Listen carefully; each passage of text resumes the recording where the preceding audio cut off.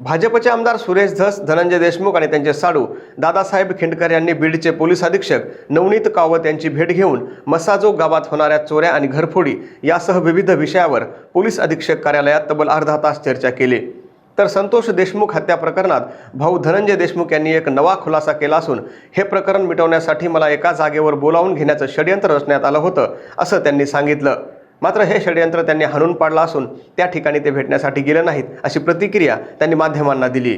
नाही, मी केस संदर्भात आणि जे सध्या परिस्थिती आहे चालू त्या संदर्भात वेळोवेळी SP साहेबांच्या कॉन्टॅक्टमध्ये असतो। ते पण मला रिस्पॉन्स देतात आणि मी त्यांना प्रत्येक गोष्ट जे काही घडते त्याला जे कोणी कटकारस्थान किंवा काही बदनामीचे प्रयोग करते त्याला उत्तर न देता मी त्याचे उत्तर साहेबांकडून घेतो आणि साहेब मला चांगला रिस्पॉन्स देतात। त्याच पद्धतीनं मागच्या काही दिवसापासून जे माझे साडू आहेत दादासाहेब खिंडकर हे एका त्यांच्या गावच्या वैयक्तिक भांडणामुळं ह्यांचं जे काही प्रकरण चालू होतं तर त्याचं कंपेअर काही लोक इकडच्या माझ्या प्रकरणाशी करत होते। मी स्पष्ट ज्या दिवशी बोललो त्याच्यानंतर 13 महिन्यांनी आजच या विषयावर बोलायलो की माझा आणि त्या जे गावगाड्यातल्या त्यांच्या विषयाचा काही संबंध नाही। ते त्यांचे वैयक्तिक ग्रामपंचायत लेवलचे भांडण असतील, परंतु त्या भांडणाचा ह्याच्यातले जे साक्षीदार आहेत, फिर्यादी आहेत ते इकडं त्याचा संबंध थेट आणत आहेत की काही जण ही केस माझी मिटवून घ्या, मग ही केस आम्ही मिटवू।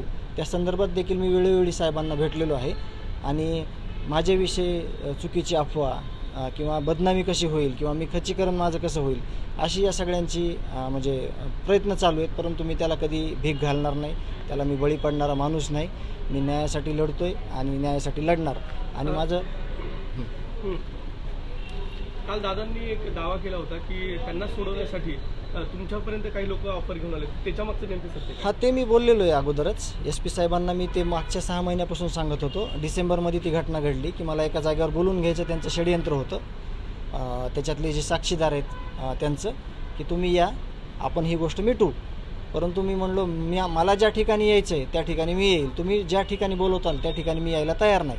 कारण का माझ्याविषयी परत एखादा तक्रारी अर्ज जर दिला असता तर मला त्याला परत उत्तर द्यावं म्हणजे द्यावं लागले असते। तर त्याच्यात असं होतं की म्हणजे कंडिशन अशा होत्या की हे तुम्ही सबमिट करून घ्या, आम्ही हे सबमिट करू। परंतु तसं कंपेअर करायचा काही संबंध नाही। मी डे 1ला सांगितलं होतं की माझा आणि ह्या प्रकरणाशी कुठं संबंध नाही।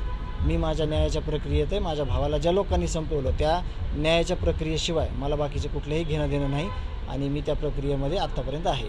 बरं, ते लोक नेमकी कुठली होती त्याच्या संदर्भात काही झालं होतं? नाही, तुम्ही बघा FIR प्रमाणे ज्यांनी FIRमध्ये जे फिर्यादी आहेत आणि जे साक्षीदार आहेत ते तुम्ही FIR तुम्हाला देतो, तुम्ही बघा त्याच्यात आणि तुम्ही ते शेअर करा। कारण मला त्याच्याविषयी जास्त काही इंटरेस्ट नाही।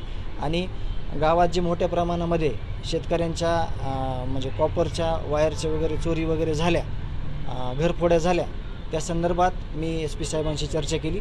काल साहेबांनी विशेष LCBचे प्रमुख आले होते, डॉग स्क्वॉड आलेलं होतं, त्याच्यानंतर फॉरेन्सिक लॅबचे एक पथक तिथं आलं होतं। तर लवकरात लवकर त्या ज्या टोळीने हे सगळं केलेलं आहे, मसाजोगला जे काही वायरची चोरी वगैरे केलेली आहे तर त्याला लवकरच म्हणजे आश्वासन दिले साहेबांनी की लवकरात लवकर त्यांना आपण म्हणजे गिरफ्तार करू आणि पुढील त्यांना शिक्षा देऊ।